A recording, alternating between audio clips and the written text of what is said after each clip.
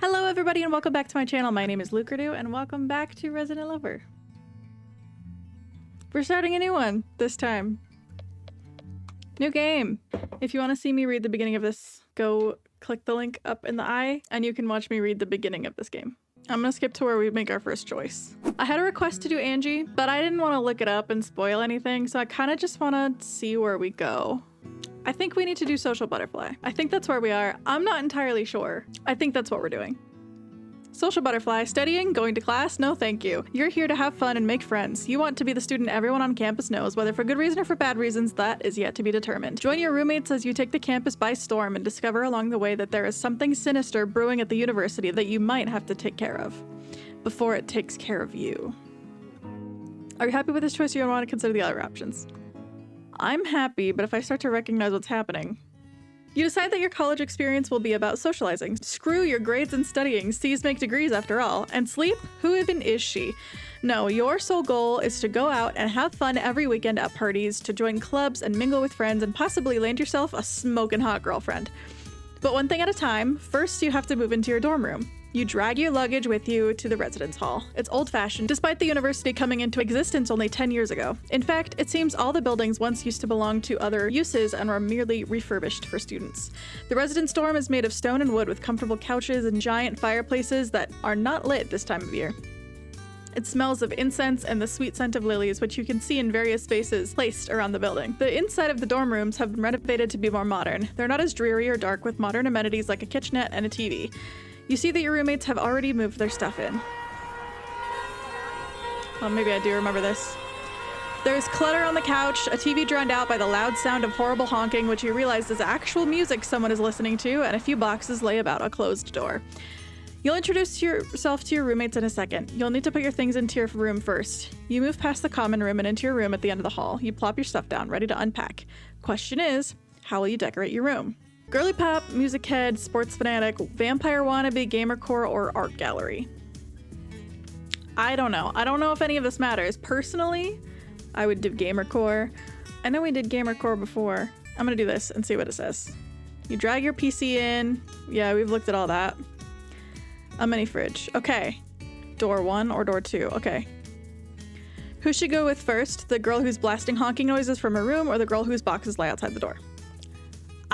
So, door 1. A cocktail recipe of disaster? Nice mead to you. Drink 1. Okay, I think we did it. I think we chose Angie. You must be a goose because the honking compels you to the loud room. The door is partially open and you knock on it. A second later, it rips wide open. A bubbly-looking blonde stands there on the other side.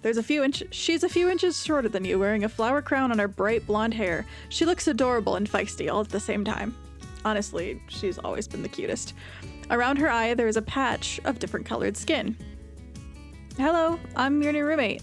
You hold out a hand for her to shake. Instead, she launches herself at you to hug you.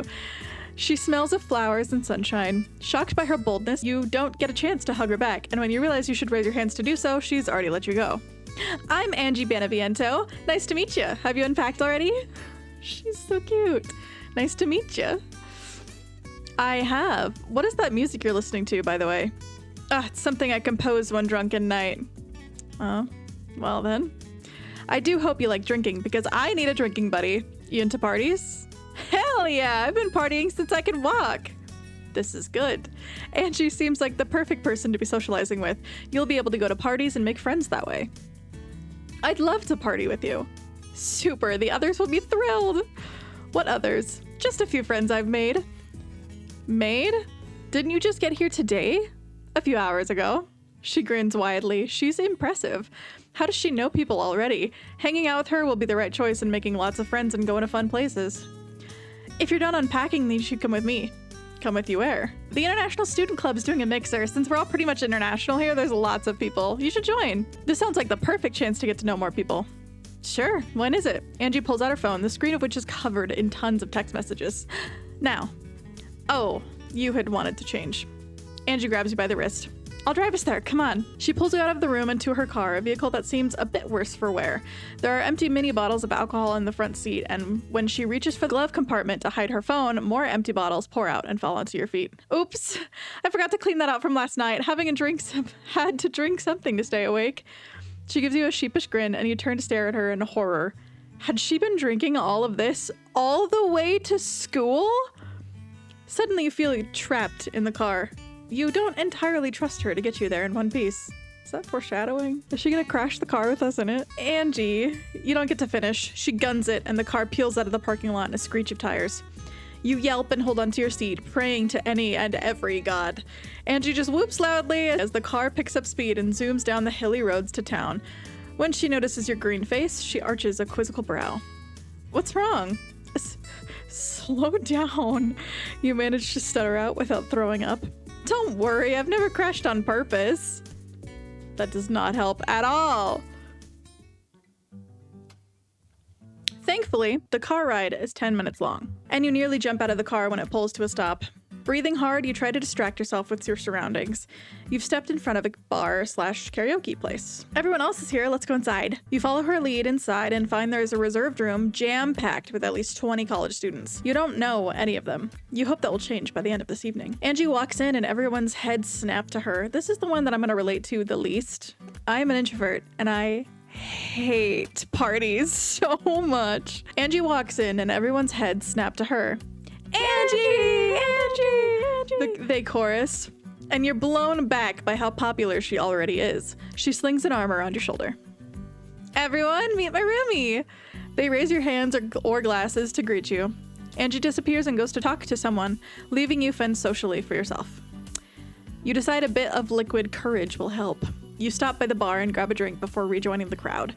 You decide to talk with a group of 3 people standing there. They greet you as you arrive and introduce themselves and where they're from. I'm from Germany. Me too. She throws an arm over MJ. We practically grew up as neighbors. MJ snorts in amusement. You lived on an entirely different side of the country. Semantics. I'm from the Philippines, says Avery. I am too? What? Hello? Although I grew up in America, moved from town to town, never quite settling down. Are you a new student? Freshman? You look older than a freshman should be. I decided to discover myself, so I took gap years between high school and college. I also worked a bit. I was thinking of doing that too, but then decided against it. I don't know why I want to make her British or like Australian or something, but I do. But I'm not going to. I'd make more money with the degree. Besides, I'd feel like going straight to work and then trying to go back to school would be next to impossible. It was hard going back to school, but I got a scholarship from the school and decided that was a sign that now was my time to go. MJ nods her head. I also received a scholarship to study here. I still work part-time because it's not enough money. I'm over at the pizza shop. Does this mean we can stop by for free pizza? As MJ and Nicoletta debate the merits of how to get free pizza in their native German tongue, Avery turns to you. Excited? Yes, and nervous. I was too as a first year, but it's not too bad. You get used to the workload and everything. Are you a sophomore? A junior? What are you majoring in? Undeclared.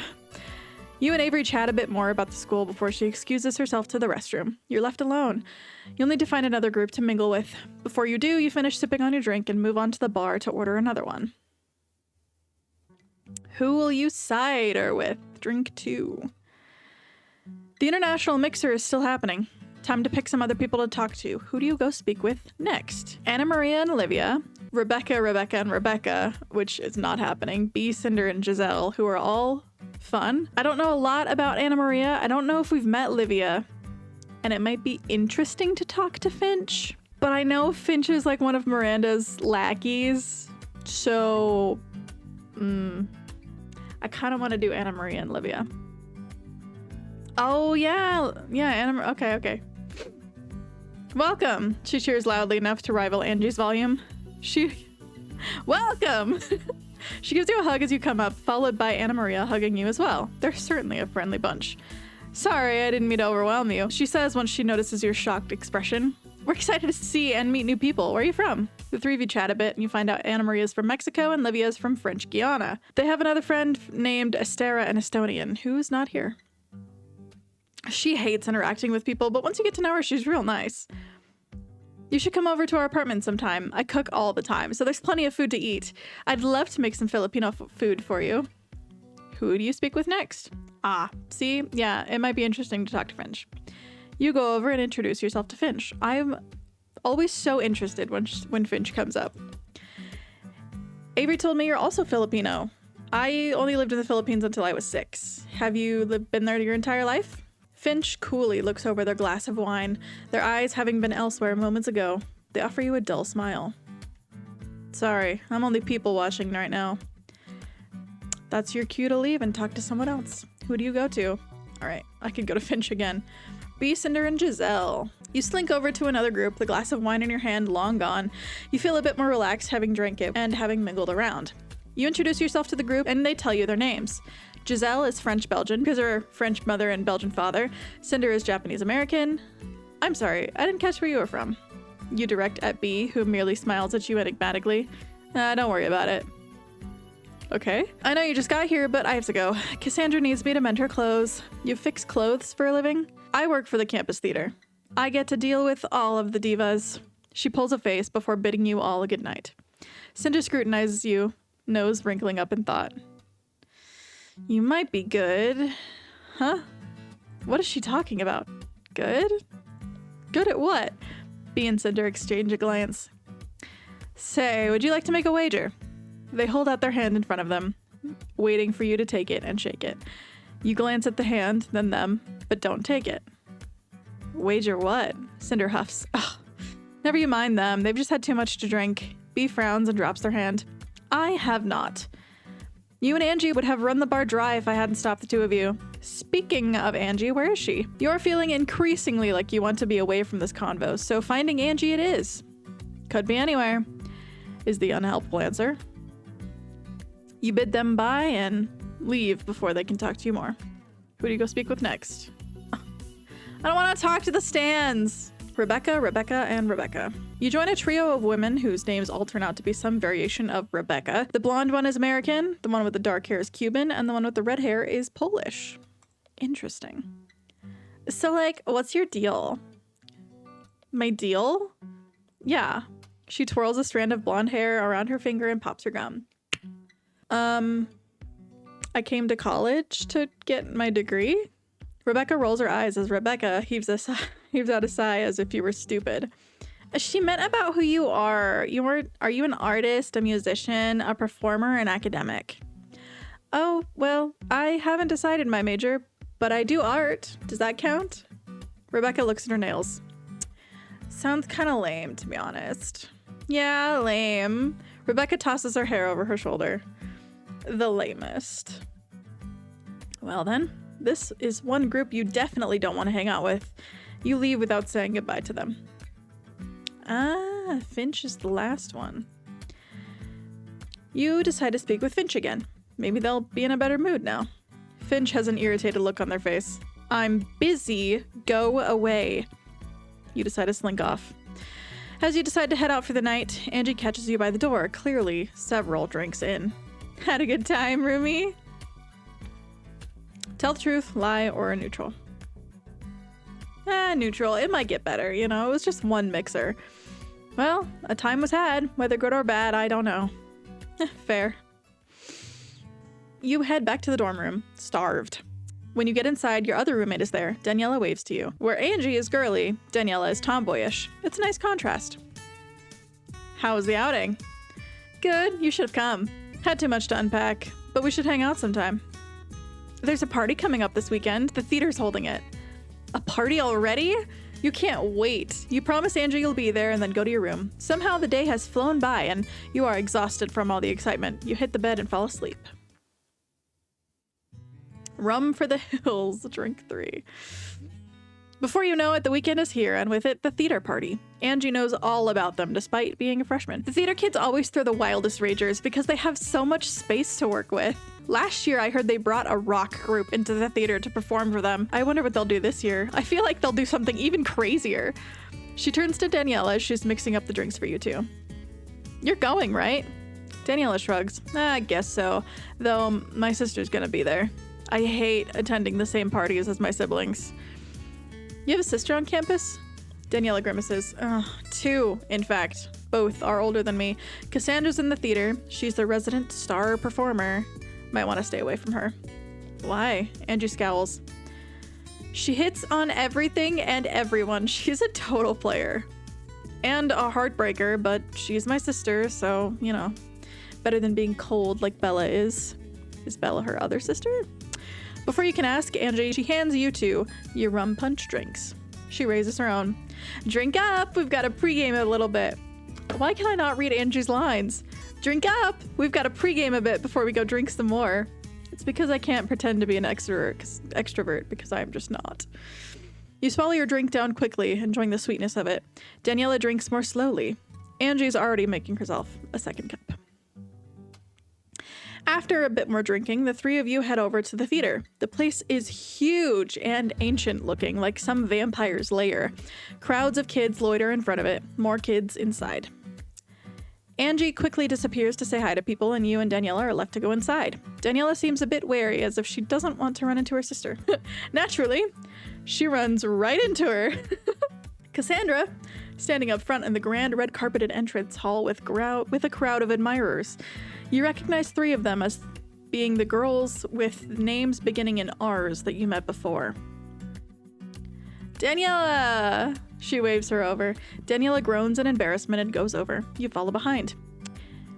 Everyone, this is my baby sister. The crowd around her says hello to Daniela, who offers an awkward wave back. And who are you? Cassandra, we just did this. Cassandra is raking her eyes over your body and it makes you blush. Her roommate. Cassandra shakes Daniela by the shoulder. You didn't tell me you had a hot roomie. Remind me to stop by and give them a proper hello. She winks at you. They weren't kidding about her flirty demeanor. A loud throat clearing from behind Cassandra comes from Angie, who grabs Daniela away from her. If you don't mind, we're gonna go get drinks. Cassandra winks at her too. You look like a drink yourself too. Want to parch my thirst? Ooh. Love Cassandra. You notice a few girls in the crowd squeal and fan themselves at Cassandra's cheesy flirtations. How do they work so well? Or maybe it's her star power. You can't imagine actually being swayed by her words. But we were. Angie scowls. How about I don't? She tugs Daniela away and you follow. Angie doesn't like Cassandra. You didn't think there was a person she disliked. Angie seemed to talk to everyone. Oh, thanks. I hate crowds like that, especially Cassandra's fans. They're vicious. Did you know that they once kidnapped me to get her number? Your jaw drops open at this. What the hell? That sounds awful. I'm gonna go grab some drinks. Want anything? You ask for a vodka cran and Angie for a gin and tonic. Daniela leaves to go get the drinks. You want to ask Angie why she dislikes Cassandra, but someone has seen her and is calling her over to say hi to her. She leaves you, and you're alone. You decide to stand by the wall and pull out your phone to look busy. At this, the three R's approach you. Who do you think you are? Talking to Cassandra like that. What? What are they talking about? Rebecca leans in. Back off from her. I have to deal with these people even though I'm not going after Cassandra. What the heck? Ugh, you hold up your hands. I wasn't hitting on her. She was hitting on me. Just make sure it, doesn't happen again. Got it? Whatever. Don't whatever us, dumb bitch. That sets your blood boiling, but they're already walking away. Daniela arrives with the drinks. Where's Angie? Talking to someone? Let's get drunk. You pluck the cup from her and chug it down. You and Daniela drink a lot, going for the mixed drinks and then doing a couple of shots.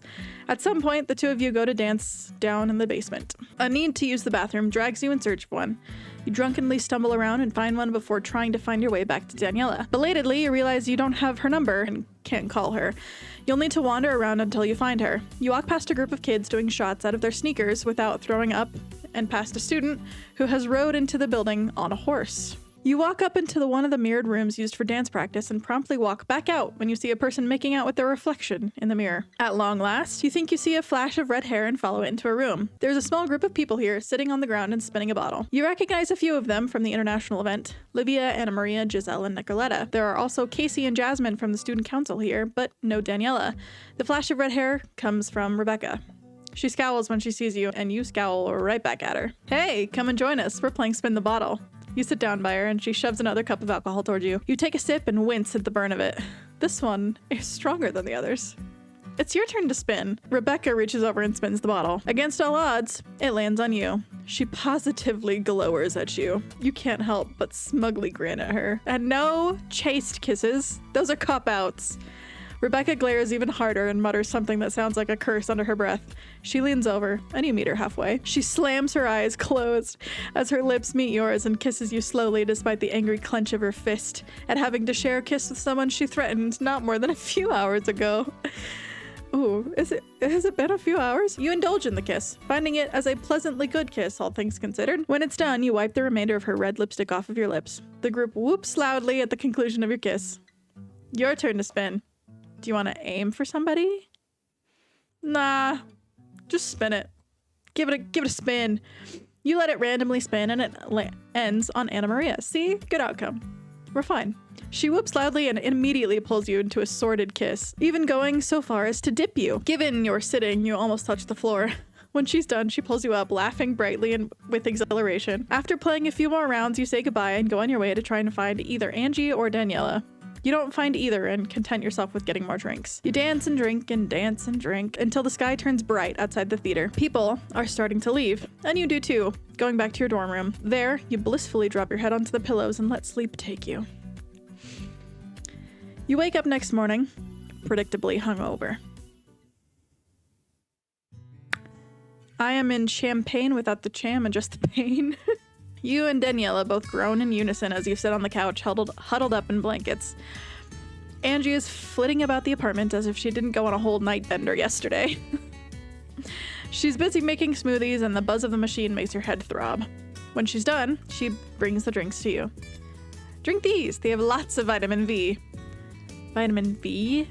You'd never heard of that before, but if it can make you feel better, you take a sip of the pink liquid and almost immediately spit it out. Is there vodka in this? And she smiles brightly. Yep, good old vitamin V. You groan and set the drink aside. Next to you, Daniela does the same. Oh, there's a knock on the door. Who can it be at 8 in the morning on a Sunday after a party like that? Angie opens the door up and reveals Cassandra with a tall blonde girl with her. How is it 8 in the morning when we came back when it was already light out and then went to sleep? Like, we're sleeping for a while after that. Angie opens the door up and reveals Cassandra and a tall blonde girl with her. Daniela groans even louder. Ugh, Cassandra, Bella, why are you here? Cassandra behaved irresponsibly by allowing you to drink that much at the party. She's here to make amends by giving you hangover medicine. Bella pokes her sister none too delicately in the ribcage. Cassandra scowls at her. Daniela is a grown woman. She can make her own choices. I'll take the hangover medicine, whatever it said, medicine. Bella leaves Cassandra behind, and Cassandra enters the room. She notes Angie and winks at her. Hello, sunshine, looking lovely as ever. Angie sticks out her tongue and walks off into her room where she locks the door behind her and plays obnoxious music. This time, dogs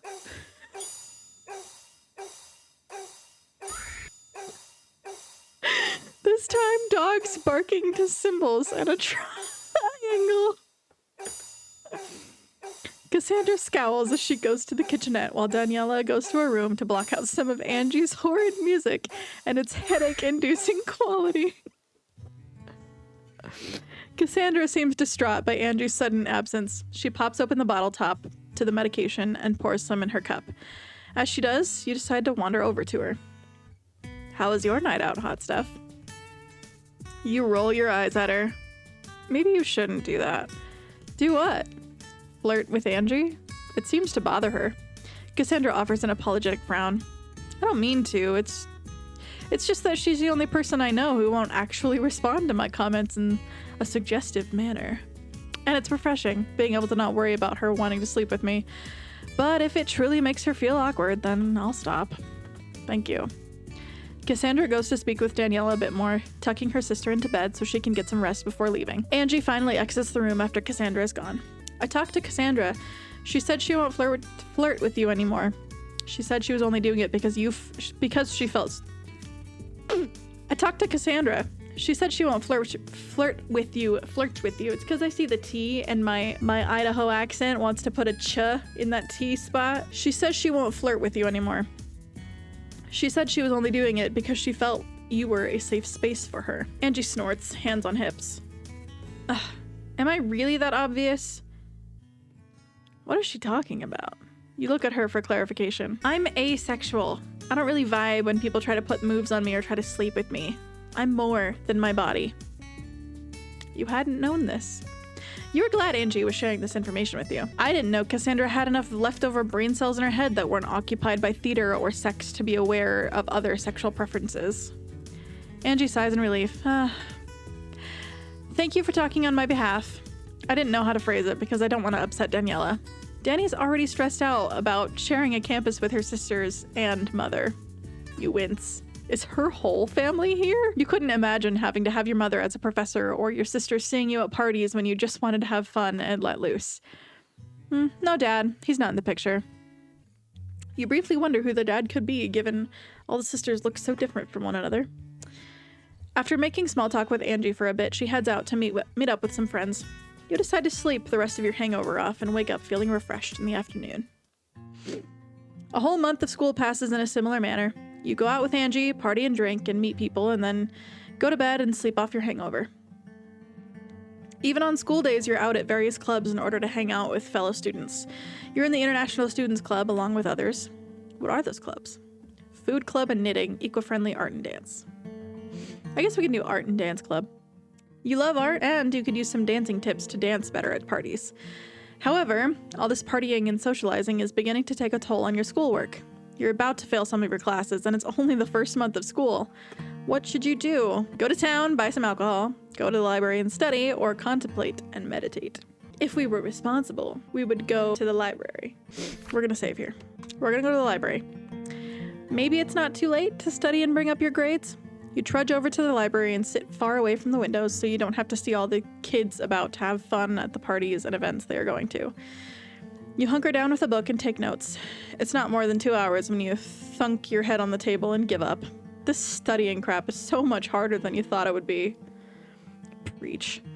Your hand reaches for your phone and you text Angie, asking her to come pick you up for a party. You pack your books up and meet her outside. She honks her car horn in excitement at you coming with her. Glad you're not nerding out. You stop by a store to buy some alcohol. Which I was going to do that anyway, apparently. Hey, at least I got 2 hours of studying in. That was an important 2 hours. The two of you are going to go drink at Livia's house, along with some theater friends. Alcohol secured, you head back to the campus, and Angie haphazardly parks her car along a row of what once used to be bushes. Subscribe. You and Angie ring the doorbell to the apartment, and Livia tears the door open in a second later, smiling widely. It's lit. Did you bring anything? Angie holds up the tote bag full of liter bottles of vodka. Livia whoops and takes the two of you in. Woohoo! The place is more crowded than expected, and most seem to be standing around a girl with brown hair. You haven't met her yet. Who's that? That's Mia. She runs the sorority on campus that we're all trying to get into. Wait, is that what we're doing today? Yep, Mia's here to test if we've got what it takes to be in her sorority. It's a big deal. They get discounts and stuff on food and drinks. They have tutors that basically do our schoolwork for us so we can party more. That sounds ideal, given your less than stellar grades. You have to get into this group. What do I have to do to get in? Depends on Mia. Since she's head of the umbrella sorority, she and her fellow sisters are going to issue the pledges, different tasks and challenge. Right, the pledges are the girls getting into. I've never been in a sorority. The pledges, they issue the pledges, different tasks and stuff. Because the pledges are the girls trying to get in. Yeah. Should you pass, then you're closer to getting in. Should you fail, you don't get in. You're determined to win this. No matter what the task, you're set on succeeding it. Good luck. You whisper to Angie as Mia clears her throat to speak. Stout of heart. Drink 5. Listen up, everyone. Today we're here to see which sister will make it into our sorority. It won't be easy. You will be tested physically, mentally, and emotionally. We only accept the best of the best. We want sisters that can help each other out and not drag each other down. If this sounds daunting, then leave right now. No one left the room. You shift on your feet, swallowing thickly. It seems everyone is intensely into this. You wonder how far they would go for a spot in the sorority. I'll see you on the other side, Rumi. Oh my gosh. Nicoletta's bald spot. We've never actually seen it before. Angie strides off as Mia instructs everyone to line up and stand in front of a door. She enters that room, followed by Avery and Cinder. They must be the 2 other sorority sisters. You stand on line, nervous, waiting with anticipation as each student goes in, one by one, before exiting and rushing off to do their task. Angie leaves the room looking thoughtful, and you wonder what she got. Your turn comes in about half an hour, and you stride into the room. Mia, Avery, and Cinder sit at the table like a council of high judges. They look you over as you walk in. You stand before them, nervously clearing your throat. Mia folds her hand under her chin. So, you want to be one of us? Yes? Mia nods her head, and Avery and Cinder lean towards her, all of them whispering to one another. Avery pulls away first. You shall be given 3 tasks to choose from, should you seek your success in physical, mental, or emotional task. Uh-oh. Emotional, I guess. Give me an emotional task. You have no clue as to what that will look like, but you feel it's the easiest one to win. Mia, Avery, and Cinder all grin mischievously. Mia pulls out an iPod and headphones. You'll need to listen to Rebecca's mixtape. Rebecca has a mixtape? Why do you feel like this won't go well? If you can listen to it, all 4 hours of it, without breaking composure, then you're in. God, are they insane? But you have no choice. You're committed to winning. You take the mixtape and your headphones and go to a side room they've pointed out to you, so they can keep an eye on you as you listen. As soon as you put the headphones on, you are flooded with a terrible beat and horrible offbeat rapping. Me and the girlies were like, the bestest is talking about us, and you'll end up in stitches. Got that Starbucks Venti Mocha Frappuccino on lock. Since I'm American, I'm always strapped with a Glock. Everyone thinks they can, like, test me, but you can't no way in Gucci ever best me. We're the fashion idols. On Wednesday, we wear pink. We make the rules. What do you think? My goodness. At least it's supposed to be bad.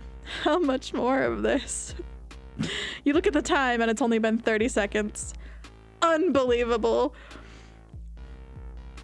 And all these hoes that can't even afford Dior. Like, I'm sorry, but should have tried not being poor. Better get a sugar daddy like me, because I'm straight batty. You hold your face tightly together, trying not to throw up. You're getting dizzy. And are your ears bleeding? It feels like it. I can't click anything. Like, oh, here we go. Challenge complete. And now you have to wait for their decision. You head back to the dorm and go to sleep before early the next morning. You and Angie have to head back to Livy's apartment in order to receive the results. Mia is there by herself today, and she holds up a list of names that she reads from. Both you and Angie have made it into the sorority. You high-five each other.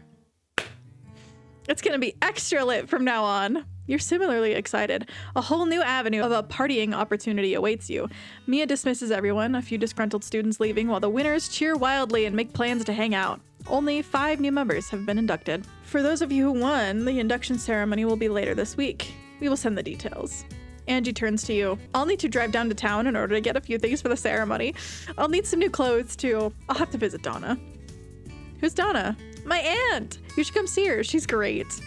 Why not? Oh, I love Donna so much. You wonder what Angie's family will look like.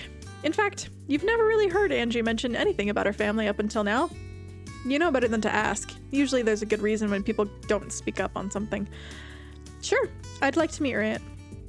She makes salmon tea. With alcohol? You ask with some trepidation. Angie laughs. No, that's only me. Angie leads the way to her beat-up car and reverses so quickly out of the parking lot you almost go back in time. We're going backward in time. Then she hits the gas pedal hard and swerves with the car around in a circle to go forwards. You've gotten used to her driving at this point. It only slightly worries you. Don't drink and drive, that's bad. Angie keeps her foot down on the gas all the way until the two of you pull up to a flower shop downtown. Angie strides in and the woman behind the counter looks up when the doorbell jangles. I never noticed that they have the same eye thing. Aunt Donna! Aunt Donna is a somber looking woman with dark hair and a patch around her eye that similarly mimics Angie's own. You wonder if it's a family thing. Angie. And who's this? Angie tugs you close to her after she's finished diving across the counter to hug Donna. This is my roomie. We're in the same sorority now. Donna frowns slightly. Oh, be careful, all that drinking and partying. Angie thunks her hand against her head. I'm strong, don't worry about me. The heck is that? It's true. I've never seen Angie with a hangover. See, everything's all right. Donna's scowl does not leave. I worry about you. How could I not? You're the only close family I have left. Angie waves the concerns off. I need a new dress for the induction to the sorority. Got anything new you've been working on? Donna takes Angie to the back of the store, leaving you alone. You stand there a while before you get bored. You decide to take a look around. Where should you look first? In the side room, in the front of the shop, or the bathroom? In the side room. You see a side door and head towards it, thinking maybe it's a room containing more flowers. It leads down a hallway and you hesitate whether you should go down it for all of 2 seconds before heading down towards the door at the end that's made of glass. Wow, I am bold in this playthrough. It leads to a greenhouse of sorts filled with all sorts of flowers. It's a bit hotter here. You walk down the stone pathway towards a working table where different cuttings of flowers lie on it, along with various piles of what seem to be crushed powders. You pause, trying to figure this out. These substances look suspicious, but why would Donna have something like this lying around? And in the open? What use would a flower shop owner have for cocaine? No, it can't be cocaine then. It has to be some flowery substance, some herbal remedies. What do? I don't know why, but today seems like it's gonna be a great day. Examine it. You pick up one of the flowers lying there and twirl it between your fingers. It seems to be an angel's trumpet. Aren't those notorious for their mind-altering abilities? Why does Donna have one? Next to the flower, you see an order list. You pick it up. It seems to be an order for something. At the bottom, Miranda's University is scribbled out. Is Donna making something for the school? But what? A clatter sounds behind you and you drop the flower before running out of the greenhouse. Figuring you have wasted too much time here, you don't want to explain what you're doing here. Where should you look? Yeah, secret found. In the front of the shop? The front of the shop is bursting with different flowers and colorful vases. The air is thick with sweetness and it makes your nose itch. You ponder for over a few more exotic flower types, trailing fingers over their delicate and colorful petals. The shop is well taken care of, as are these plants. Angie and Donna rejoin you a second later in the shop. I guess I can always do a crop top. Less work. Angie turns to you. Are you alright if I stay for a bit and help Aunt Donna clean up stuff out back? You don't need to help me with the shop. I like spending time with you. Do you want to stay and help? Of course I want to help Donna. I'll help. You don't need to. I'll grab an extra mop for you. You and Angie work on folding empty boxes and recycling them, on mopping the stone floors, on pouring fresh water for the flowers. It's not heavy work, and Angie chats your ear off the entire time. You don't mind her stream of consciousness. It makes time fly by, and when you two finish, Donna awaits you with a freshly brewed pot of tea. This is my home blend. I love Auntie's home blends. I swear after I drink them, I can move mountains. You take the offered cup of tea, dropping 2 sugar cubes in. The flavor is great, and the smell is sweet and spicy. You close your eyes as you indulge in the scent and taste of the drink. Angie gulps hers down, not seeming to notice the scalding quality of it. Donna sips on hers more slowly. Have you run this flower shop for long? Yes, and I enjoy it immensely. I didn't always run one, though. It was Aunt Donna's dream to own one, but all of the property was bought out. It took some strings getting pulled, but Aunt Donna got this property for free through President Miranda. President Miranda? What would the school president care about someone wanting to own a business?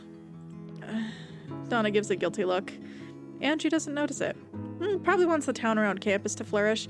You know, before Miranda made the university, this town was literally only a block. Now it's a small town, all thanks to her. Again, why would Miranda want to do any of this? Miranda must have a lot of money to toss out.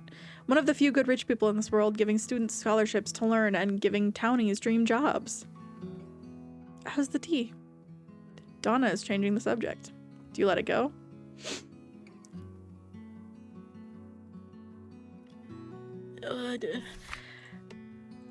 Lore. There's lore. Press. I'd like to know more about the shop's history.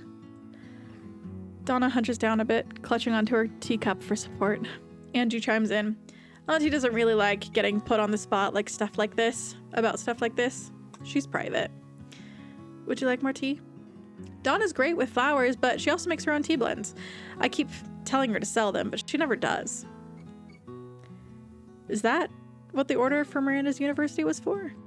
For tea batches? You finish the rest of your cup and hold it out for seconds. Donna pours the steaming tea in. The trio of you sit there and make small talk. You note that Donna merely adds a sentence or two here and there, but Angie leads the conversation. You love how exuberant Angie is, and especially around her family, she seems to shine even brighter. Let me take these to clean them up. Angie collects the remains of the tea party and goes to the back. Donna then turns to you, a hint of nervous expression on her face, and her hands clasping together on her lap. Take good care of her. I'll keep an eye out for her on campus. I know Angie can handle a lot in regards to drinking and partying, even emotionally, but sometimes she's not as strong as she looks. Angie's the best person I've ever come across. Why wouldn't she be strong? Just promise me you won't let her leave this town and drag you along on any spur-of-the-moment adventures. Why? Her demands make no sense. Donna thins her lips and casts a furtive look at the door. Angie is still irresponsible, and I don't want her to leave until she's done with college. If she tries to go, it would be her parents, and if she does that, it would only hurt her. She doesn't need that grief in her life right now. I want her to remain happy and lighthearted. You suppose that makes more sense. I'll do my best. Donna looks severe at this. She hands you her business card with her number on it. Call me if she tries to leave, please. She looks so grave that you almost feel sorry for her. You don't know the exact story of Angie's past, but it doesn't sound pleasant. I will. Angie emerges from the back room. Ready to head out, Remy? She gives Donna a goodbye hug and you head out to the car to go back to campus. As Angie sings off tune to the radio, you ponder the card that Donna has given you. Hopefully, you'll never have to call it. Unbearable. Drink 6.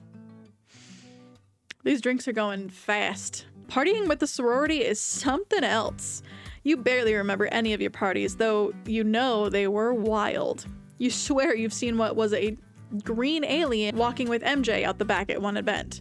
Though maybe that was a guy in a costume on Halloween.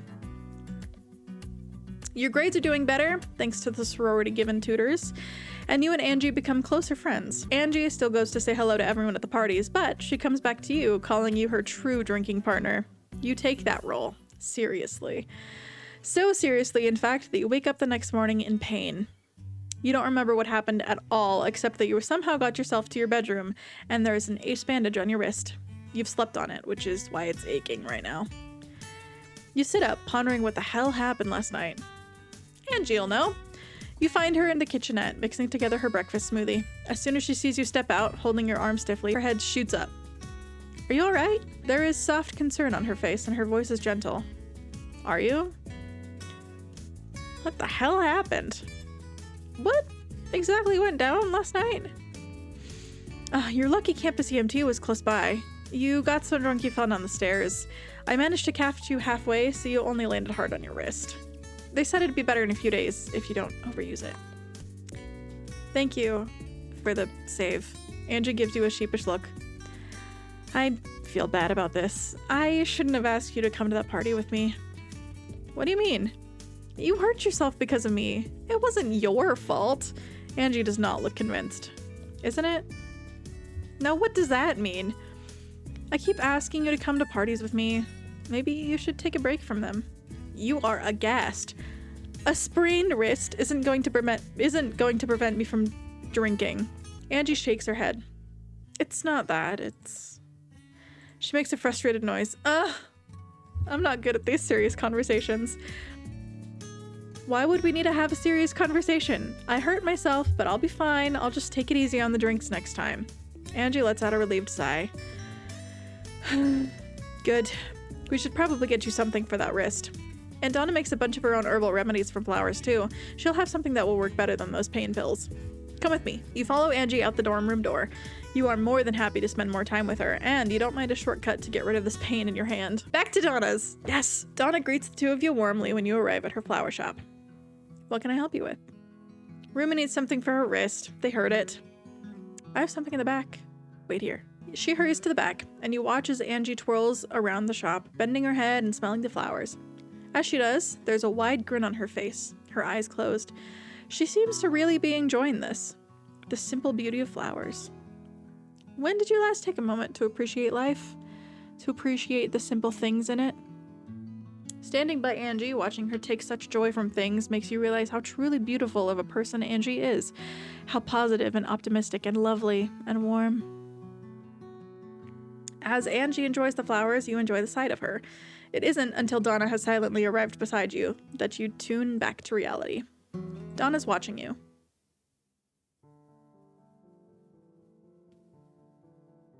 So spooky, Donna. Don't. She rasps out in that hushed voice of hers. You arch a brow at her, confused. Don't what? Don't gawk? Or don't remain friends with Angie? Donna holds out the tin of herbal rub to you. She doesn't need distractions in her life right now. How do you respond to her? And if I want to distract her? I'm her roommate. I'm her friend. Ooh, we're gonna save here. I'm her friend. I'm Angie's friend. We're gonna hang out and do stuff together, but she can choose to make her own decisions.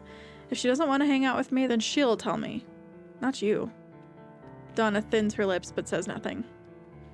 Why is Donna suddenly acting this way? Weren't you supposed to keep an eye out on Angie? What did Donna see in you today that made her rethink that? Use this twice a day to numb the pain. Use it until you no longer need to.